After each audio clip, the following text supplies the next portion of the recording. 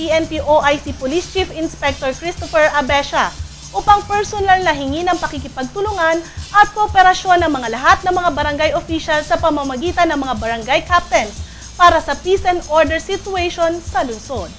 Bilang bagong talagang OIC ng Calapan City PNP, malakian niya ang magagawa ng pagtutulungan ng lahat para maiwasan ang anumang kaguluhan sa kanilang lugar o anumang insidente na posibleng maganap sa pamamagitan ng iisang mithing mapanatili ang kaayusan ng lungsod. Mahalaga na ang bawat isa ay alerto upang mahadlangan ang hindi kanais-nais na mga pangyayari sa isang pamayanan. Hiningi rin ng nasabing opisyal ang agarang pakikipag-ugnayan sa kanilang tanggapan sa mga panahong kinakailangan ng kanilang serbisyo sa kabila ng kakulangan ng bilang ng mga kapulisan sa lungsod. Ang pangakong lahat ay gagawin nila para sa mga Kalapeño ang sambit ni PCI Abesha sa kanyang muling mensahe. Ang pangakong lahat ay gagawin nila para sa mga Kalapeño ang sambit ni Police Chief Inspector Abesha sa kanyang huling mensahe. Samantala, hinggil naman sa kasong nakawan sa lungsod kung saan ayon na rin sa tala ng pulisya, umaabot na sa 7 ang kaso na nakawan simula noong buwan ng Enero ng taong ito, kung saan patuloy pa rin ang investigasyon sa mga kasong hanggang sa kasalukuyan ay hindi pa rin nare-resolba.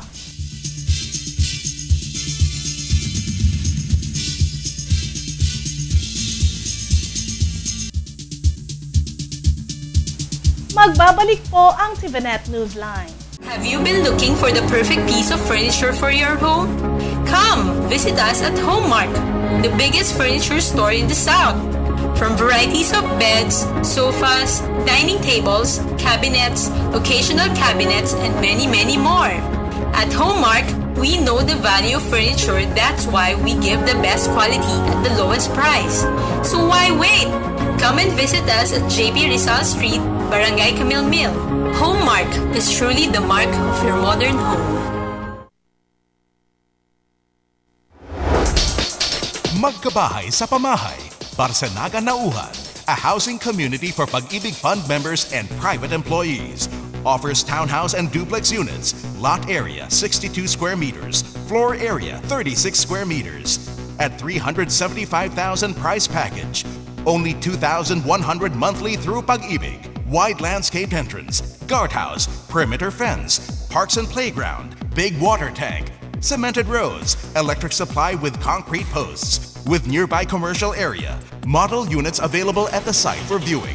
Pamahay project owner, Westchester Realty Corporation. Marketing manager, RGV Real Estate Center Incorporated. Call 288-2173 or log on to www.rgvcenter.com. Magkabahay sa pamahay, Barsanaga Nauhan.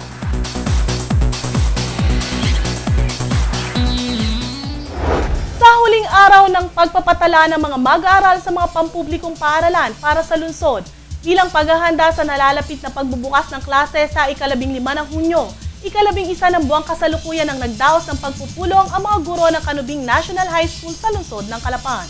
Pinamunuan ni Principal 2 Edmund Balintataw ang pagpupulong ng mga guro sa naturang paaralan kung saan pinalakay ang kahandaan ng mga ito sa opening ng klase at pinaalalahanan ng mga guro sa mga dapat nilang isumiting mga report hinggil dito.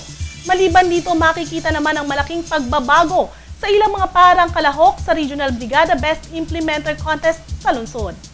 Sa Santo Niño Elementary School kung saan makikita ang naging pagtutulungan ng mga magulang, guro, local government units at mga mag-aaral noong nakasagsaga ng mga unang araw ng Brigada Eskwela kung saan may mga sinementong bahagi dito, pininturahang mga bubong, silid-aralan, mga upuan at lamesa at nilinis at tinanimang mga pathways. Makikita ang malaking pagbabago sa nabanggit na paaralan sa kasalukuyan. Preparasyon na ginawa namin sa Brigada Eskwela, meron po muna kami ng orientation ng mga parents, teachers at saka mga LGU na naging successful po yung aming orientation at lahat po sila ay talagang nag-pledge na tutulong sa school at magbibigay ng mga tulong na ito po ang siyang gagamitin namin sa pagpapaunlad ng aming paaralan.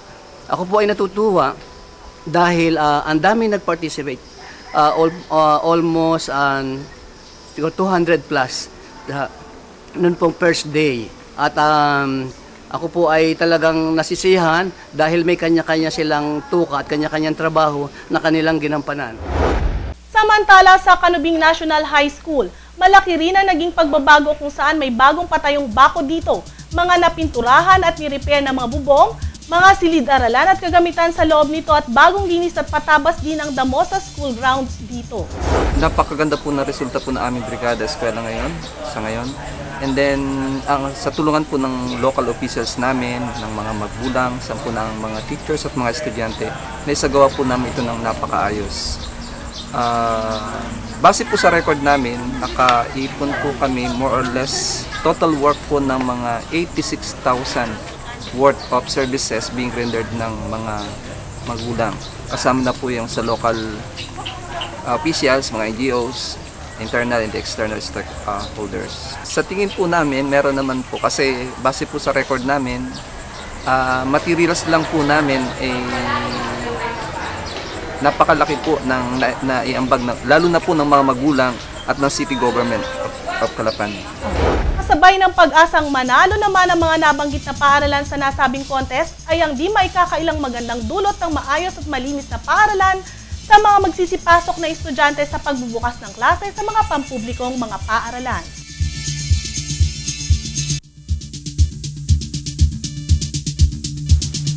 Samantala, kasabay ng muling pagbubukas ng klase ng ilang pampribadong eskwelahan sa lungsod, ang ilang mga isyong hinggit sa mga pampublikong paaralan, kung saan maliwanag na inihayag ng DepEd ang mahigpit na pagsunod sa no collection policy ngayong pasukan.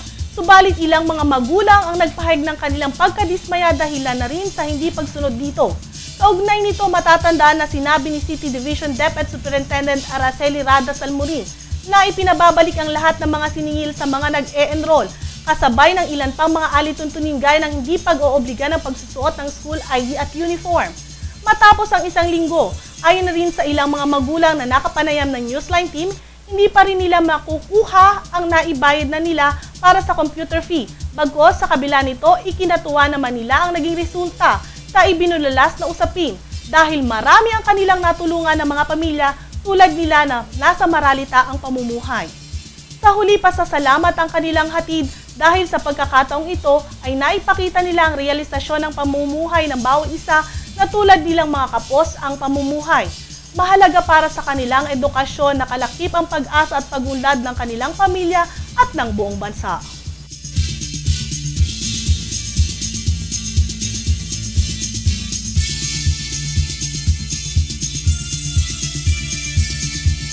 Sa atin pong public service, ipinababatid po sa lahat ng member consumers ng Ormeco na magkakaroon po ng power interruption sa ika-13 ng Hunyo, araw ng linggo, ganap na alas 12 ng tanghali hanggang 1:30 ng hapon. Ang naturang power interruption ay bunsod ng pagpapalit ng mga sirang poste. Ang mga lugar na maaapektuhan ay mula sa substation hanggang sa San Antonio Pier, Barangay Lazareto at Suki. Samantala, happy viewing to Panofio family, especially to Ulrich Dane, likewise to Baba Reme, JC, and Mama L. At yan po ang kabuuan ng mga balitang nakala para sa araw na ito. Para po sa inyong comments o suggestions, mga balita at impormasyon na nais ninyong iparating sa aming programa, tumawag po lamang sa TVNet hotline sa numero 00432884240. Ito po ang TVNet Newsline, katotohanan at serbisyong hatid sa mga Mindoreño. Ako po si Shelo Barrios Asidilio na nag-iiwan sa inyo ng isang mapayapa at magandang gabi. Marami pong salamat sa inyong walang sawang pagsubaybay.